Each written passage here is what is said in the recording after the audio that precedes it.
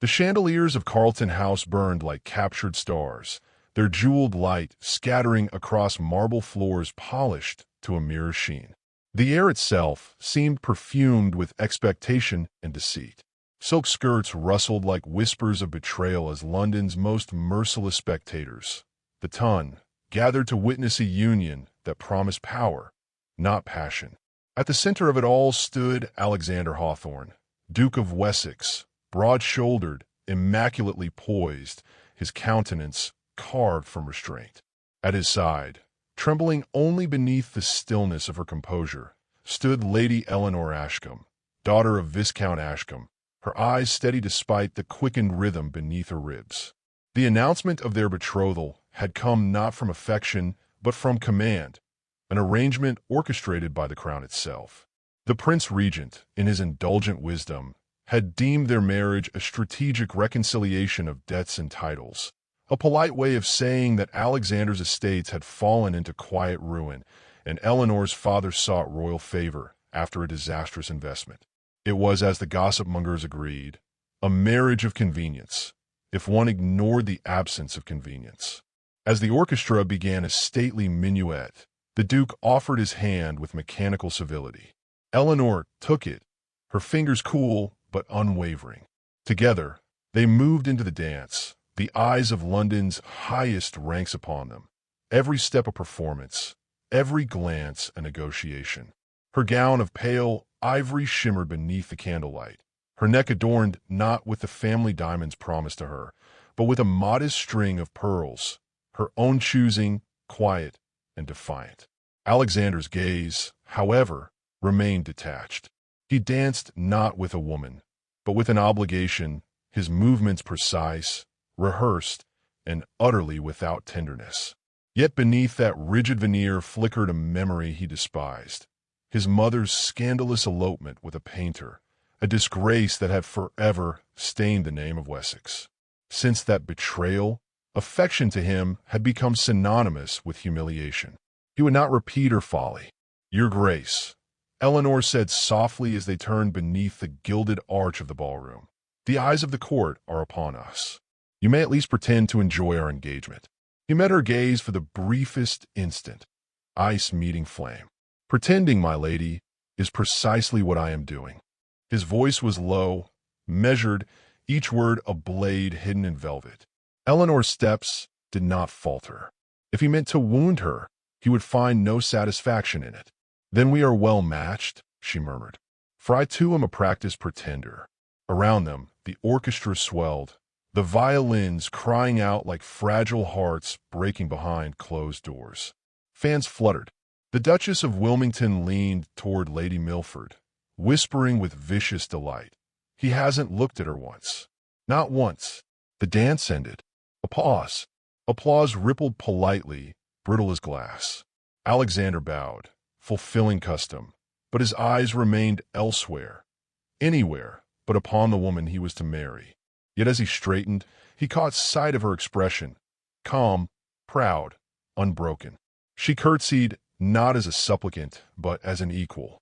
Something tightened in his chest, an unfamiliar unease he immediately smothered. When the music resumed and the next couple took the floor, Eleanor withdrew to the edge of the ballroom, her posture immaculate, though her heart thudded like a drum beneath her corset. Around her, the hum of gossip thickened, the cruel murmur of painted mouths. "Poor creature, forced upon him. Did you see how he froze her out? A pity. She has such eyes." Alexander approached her once more, compelled by duty. "Lady Eleanor," he said, his tone the very essence of formality, "I am told we are expected to make a toast before the company disperses." Her lips curved faintly, not a smile, precisely, but the echo of one. "Then let us not disappoint them." They mounted the dais together, the Prince Regent himself presiding, his corpulent delight masking the strain of politics. A hush fell, crystal glasses lifted. "For the prosperity of this union," announced His Highness, "and may England find in its noble houses a mirror of constancy and grace." A murmur of assent followed, and the Duke's turn came to speak. He looked at the sea of faces before him, every eye gleaming with calculation. Then he turned to Eleanor. Her expression was composed, unreadable, yet her gaze held his with quiet strength. Something in that composure enraged him, or perhaps frightened him. He could not tell which. "Lady Eleanor," he said, his voice low but carrying, "let it not be said that I have deceived you with false sentiment. You are nothing to me." The words fell like stones in a silent cathedral. A collective intake of breath followed, swift and cruel. The prince's smile faltered, fan stilled mid-flutter. Eleanor's throat constricted, yet she did not move. The humiliation struck hard and deep, but she met it with a poise that silenced pity. Slowly, deliberately, she raised her glass. "Then, your grace," she said, her voice calm enough to slice the air, "I drink to honesty. May be the only thing between us that never falters." A murmur coursed through the room. Shock, admiration, scandal. The Duke's jaw tightened. A flicker of regret passed across his features and vanished. The toast concluded in uneasy silence. Conversation resumed like a dying fire, sputtering with embers of gossip. Eleanor withdrew, her composure intact, but her pulse unsteady. The night air outside the ballroom was sharp, scented with rain. She stepped onto the terrace, alone, the murmur of music fading behind her. Inside, Alexander stood unmoving, the taste of his own cruelty bitter on his tongue. He had protected himself, as he always did, with distance, disdain, denial. Yet the image of her, standing unbroken, bathed in candlelight and defiance, would not leave him. Beyond the ballroom's glittering facade, thunder rolled across the London sky, soft but promising.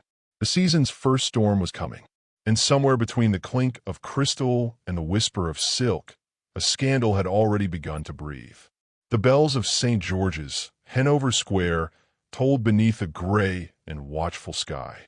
London gathered in its finest attire, a parade of ostrich plumes and polished boots, to witness what the broadsheets had dubbed the union of ice and grace. Carriages clattered against cobblestones slick with morning rain, and every eye that entered the church did so with equal parts curiosity and hunger. For all its grandeur, the occasion felt more like spectacle than sanctity, a coronation of duty disguised as devotion. At the altar, Alexander Hawthorne, Duke of Wessex, stood with military stillness. His expression betrayed nothing. The white of his cravat was immaculate, starched into defiance. Only the tightening of his gloved hand upon the hilt of his sword betrayed any sign of tension. The bride approached on her father's arm. Lady Eleanor Ashcombe, pale yet composed, her gown shimmering like frost caught in dawn light. The church seemed to hold its breath as she passed through it, her veil floating like a whispered secret. When their eyes met, neither bowed. It was not rebellion, but resignation, the final surrender to a life chosen for them. The vicar's voice rose in ritual cadence, ancient words of promise and binding echoing through marble pillars.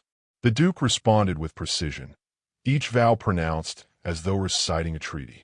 Eleanor's voice, by contrast, was softer, steady, tinged with melancholy grace. "You may now kiss the bride," the vicar intoned. The moment hung suspended, longer than it should. Alexander hesitated, and in that hesitation lay the chasm between them, a gulf carved by pride, fear, and expectation. Then, almost mechanically, he bent toward her. Their lips touched, lightly, briefly, dutifully. But in that instant, something unbidden stirred, a spark, faint yet undeniable, that neither could contain. The gasp from the congregation broke the silence like glass. It was not the kiss itself, expected by custom, but the way it lingered, the subtle tremor of hesitation that made it human. The tongue, ever eager for scandal, saw not affection but weakness. "Did you see that?" whispered Lady Milford to her neighbor. He looked stricken. Eleanor withdrew, her heart unsteady, her mind a tumult. The Duke's hand brushed hers briefly as they turned to face the crowd. She felt the faintest tremor beneath his composure. The church erupted into polite applause, hollow and sharp as cutlery on porcelain. That night, the city hummed with speculation. In every drawing room from Mayfair to Kensington, Fans fluttered and teacups clinked as rumors spun their silken webs. Some claimed the Duke had fallen in love at the altar. Others swore the kiss had been an act of pity for a bride already scorned. The Morning Gazette published an engraving of their embrace before dusk had fallen, titling it the moment that moved the Duke. At Wessex House, the new Duchess sat before her mirror, removing her veil. The candlelight trembled against her reflection. Behind her stood her maid, silent, knowing better than to speak. Eleanor's hands were steady, but her eyes betrayed the conflict within, a strange blend of confusion, shame, and something perilously close to hope. A knock sounded at her chamber door. A footman entered, bearing a small parcel wrapped in ivory paper. "From His Grace," he said, bowing low. She hesitated before accepting it, dismissing the servant with quiet gratitude. Inside the parcel lay a single white camellia, pressed and perfect, its petals unblemished. No note accompanied it, no name, only the flower, delicate, unspoken, a gesture without confession. Eleanor's breath caught. For a man who spoke so cruelly, silence seemed a strange tenderness. Across the corridor, in his own chambers, Alexander sat before a dying fire. His thoughts were disorderly, his brandy untouched. The kiss replayed itself in his mind with unwanted insistence. He had not meant to linger, and yet, for a heartbeat, he had wanted to. That truth unsettled him more than any scandal could. He had built his life upon command, upon control, but one fleeting touch had undone him. A knock interrupted his thoughts. His steward entered, bowing stiffly. "Your Grace, the city papers are already circulating the image. They speak of affection, of weakness." Alexander's jaw hardened. "Let them speak. They have always needed something to consume." "Yes, Your Grace, but it may reach the Prince Regent by morning." The Duke turned toward the window, where rain streaked the glass like ink across parchment. "Then His Highness will be reminded that even the coldest marble can crack." The steward withdrew, leaving him alone with the echo of his own words. He pressed his hand to his chest, as though to still a pulse that refused obedience. In the days that followed, London's appetite for gossip grew insatiable. Invitations were rescinded, smiles sharpened. At Almack's, Eleanor's entrance was met with a silence polite enough to be cruel. Yet she bore it with unflinching dignity, her head high, her gown simple, her gaze unwavering. Behind every whisper, she felt his absence, his avoidance in public, his distance at home. But she also sensed the contradiction, the small kindnesses that betrayed his restraint. A door left open, a book returned to her chambers, the scent of camellia oil in the drawing-room vase. One evening, as she walked through the manor's winter garden, she found him there, alone among the glass-house shadows. He did not turn immediately, though he must have known her presence. "You should not be here," he said at last. "Nor should you," she replied, her voice soft but steady. "Yet here we are." He turned then, the firelight from the lanterns catching the edge of his face. "I sent the flower," he said quietly. "It meant nothing." "Then why send it at all?" He did not answer. The silence between them deepened, fragile, taut, dangerous. For a moment, the mask slipped, and she saw what lay beneath. Fear, not of her, but of himself. Rain began to fall again, gentle against the glass. Eleanor stepped back, her breath visible in the chill air. "Perhaps nothing," she said, "is not so empty as you believe." She left him there, the scent of camellia lingering. Behind her, the Duke closed his hand around the stem of another bloom and crushed it, as if to prove he could still destroy what moved him. Yet even then, he felt the sting of the thorn. In the distance, thunder murmured once more over London, low, warning, inevitable. Winter came to Wessex Manor like a long sigh, settling over the estate with a stillness that made even the clocks seem hesitant to tick. Snow gathered upon the stone balustrades and silent hedgerows, softening the sharpness of its grandeur.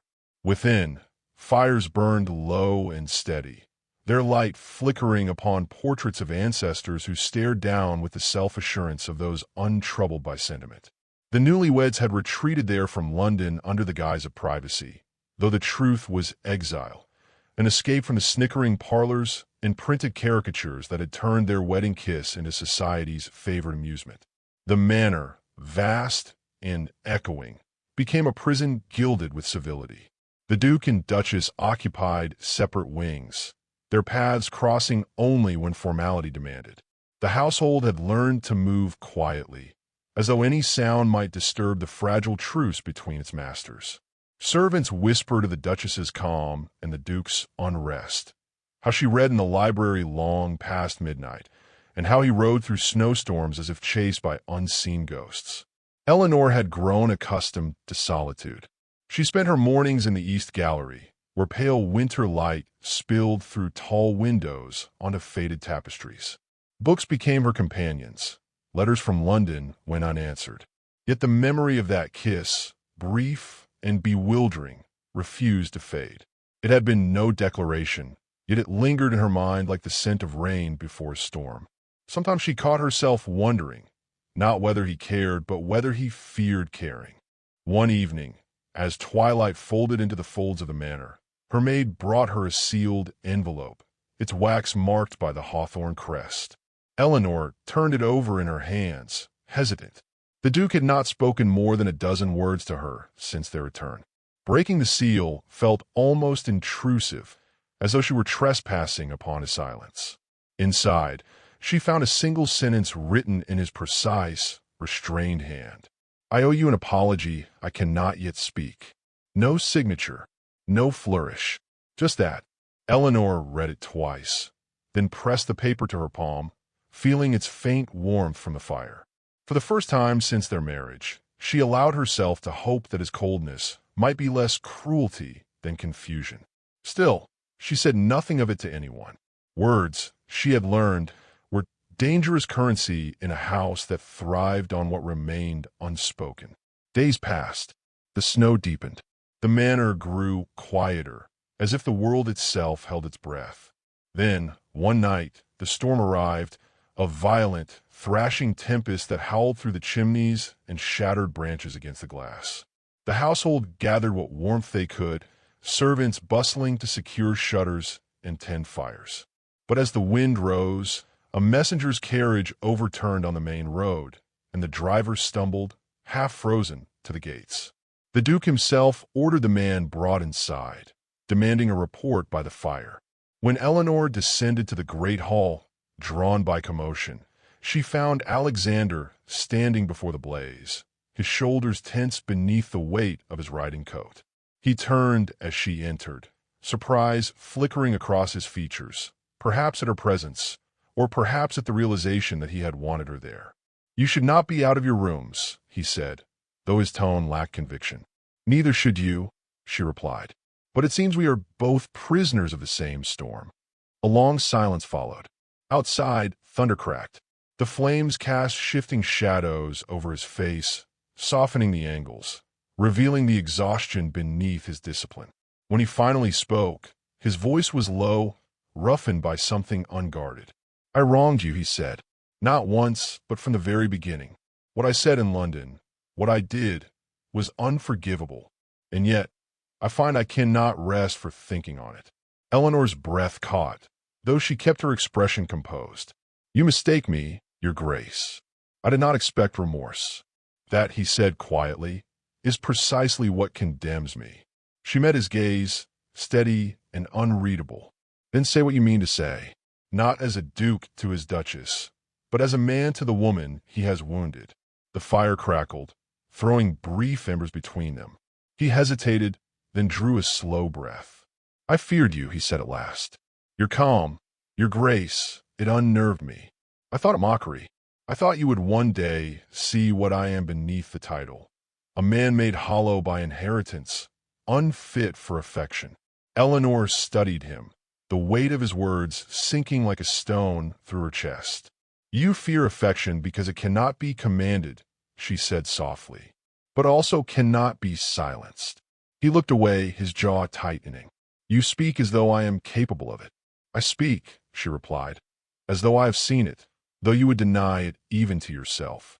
For a moment, neither moved. The air between them trembled with something neither dared name. Then a knock shattered the stillness. A servant, pale and breathless, bowing low. "Your Graces," he said, "a rider from London has come through the storm. The Gazette, it prints your marriage as the season's great farce." The Duke's eyes hardened, but not with shame. "Enough," he said. "Let them have their laughter. It will not last." When the servant withdrew, Eleanor regarded him carefully. "Will you let them speak for us?"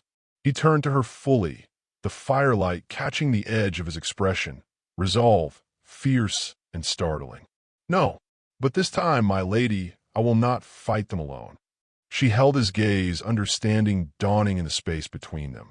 The wind roared beyond the walls, but within, the silence was charged, almost tender. Somewhere deep in the manor, a clock struck midnight. The storm raged on, and neither spoke again. Yet when Eleanor left the room, she felt the faintest warmth at her back, the heat of the fire, or perhaps the first stirrings of a heart learning, at last, to thaw. Spring returned to London with deceptive gentleness, as if the city itself sought to cleanse its conscience. The streets, once blurred by frost, now shimmered with puddles of melted snow, the air alive with the perfume of hyacinths and intrigue. Yet beneath the season's renewal, whispers persisted. The Wessex marriage, society murmured, remains a tragic performance, its smiles rehearsed, its affection feigned. Eleanor heard it in every salon, every curtsy, every glance that lingered a second too long. The Duke heard it too, though he carried it differently, in the set of his jaw, in the silence that preceded every public engagement. The storm of winter had not broken them, but it had left its residue, a tension that hummed beneath civility like the lone note of a violin before a crescendo. It was the Prince Regent himself who summoned them back to court. The annual spring ball at Carlton House, a spectacle of opulence and vanity, would mark their re-emergence before society. Declining was unthinkable. Redemption, or ruin, awaited them beneath the chandeliers. On the evening of the ball, the city glowed like polished brass. Carriages clattered through Mayfair, their wheels scattering blossoms from street vendor stalls. At Wessex House, Eleanor stood before her mirror as her maid fastened the final clasp of a gown the color of moonlight. Its fabric whispered with each movement, delicate yet defiant. Her reflection revealed not the timid bride of winter, but a woman tempered by humiliation and resolve. Alexander entered without ceremony, his reflection joining hers in the glass. For a moment, neither spoke. He looked different in the candlelight, less remote, more human. There was tension in his posture, but not the cruel kind she remembered. It was the nervousness of a man about to risk something precious. "You look," he faltered, the word foreign on his tongue. "Magnificent." Eleanor inclined her head slightly. "I thank you, Your Grace. I was told we are to be observed tonight, so I intend to be worth the scrutiny." His mouth curved, almost a smile. "Let them look," he said quietly. "Let them see what they misjudged." Their carriage drew through London's glowing streets, the hum of voices and clatter of hooves a steady accompaniment. When they arrived, Carlton House blazed like a jewel. The ballroom glittered with mirrors and chandeliers, each reflection multiplying the illusion of perfection. The Prince Regent presided from his dais, his indulgent eyes flicking toward them with mild curiosity, the fallen Duke and his unreadable Duchess. As they entered, conversation stilled, then resumed in a wave of murmurs. Eleanor felt it, the weight of every gaze, every whisper that measured her worth. Alexander offered his arm. "Walk with me," he said softly. "For once, not for duty." They moved together through the crowd, two figures in poised defiance. Ladies dipped curtsies, men offered polite nods. The orchestra began a waltz, and though custom required the Duke to wait for the prince's invitation, Alexander did not. He turned to her. "May I have this dance?" The question startled her, not because of its formality, but because of its sincerity. "Are you certain?" she asked. "They will speak." "They already do," he said. "Let this time they speak the truth." He led her to the center of the floor. The crowd parted, curiosity sharpening into silence. The orchestra swelled. Their hands met, his steady, hers cool but unresisting, and they began to move. The rhythm of the waltz carried them like a tide. She felt his restraint melt with each turn, his movements no longer calculated but instinctive. Around them, the world blurred into light and color. When the music faded, they did not step apart immediately. The pause hung between them like a hell breath. Then Alexander turned, not to her, but to the assembly. "My friends," he began, his voice carrying across the gilded room, "you have all heard the tale of my indifference, my cruelty, my folly. Some of it, I confess, was true. I believed affection to be weakness, and I wore my pride as armor." His gaze shifted to Eleanor, and something unguarded shone there. But man who fears tenderness is already conquered by his own emptiness. Tonight, before you all, I would have it known. The lady I once dismissed as nothing has shown me the measure of everything worth possessing. A ripple of astonishment moved through the crowd. Fans stilled, whispers died. The Prince Regent, caught between scandal and sentiment, raised his glass. "Well spoken, Wessex," he said jovially, to laughter and applause that broke the tension like glass shattering. Eleanor stood motionless, her pulse quickened. The declaration was audacious, reckless, yet sincere. She saw the tremor in his hand where he held his glass, the rawness behind his composure. When the clamor subsided, she turned to him. "You risked much by saying that." He looked down at her, voice low enough for only her to hear. "Then let me risk everything properly." He took her hand, not the practiced gesture of a nobleman, but the reverent hold of a man shedding his pride, and pressed a kiss upon it. It was not a performance this time. It was quiet, deliberate, real. The room erupted once more, but Eleanor heard nothing. Later, when the music resumed and conversation flooded back, they stood by the terrace doors, watching spring rain fall against the glass. The ballroom's reflection shimmered in the windows behind them, a kaleidoscope of gold and shadow. "Do you believe them now?" she asked softly. "In what?" "In love reborn under scrutiny." He exhaled, a faint, rueful smile touching his lips. "I believe," he said, "that some storms are worth enduring if they leave the world cleaner after." They said nothing more. The rain softened, turning the city beyond into a blur of light. From within came the strains of another waltz, distant and mournful.